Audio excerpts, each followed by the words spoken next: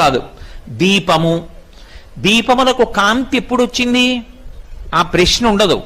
దీపము అన్నప్పుడే అగ్ని శిఖ కాంతి కలిసి ఉన్నాయి. ఇప్పుడు దీపము నుండి కాంతిని వేరు చెయ్యగలవా? చెయ్యలేవు.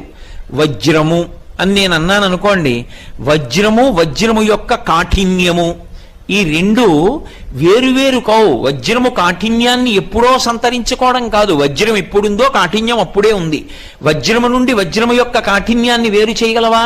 చేయలేవు. వజ్రం వజ్రేన భిన్నయేత్, వజ్రము చేతనే బదలవుతుంది. కాబట్టి అవి రెండూ ఎప్పుడూ కలిసి ఉంటాయి. అలా కలిసి ఉంటేనే లోకమునకు ఉపయోగము, లేకపోతే దానికి ఉపయోగం ఉండదు. దానినే శివశక్తులు కలిసి ఉండుట అని పిలుస్తారు.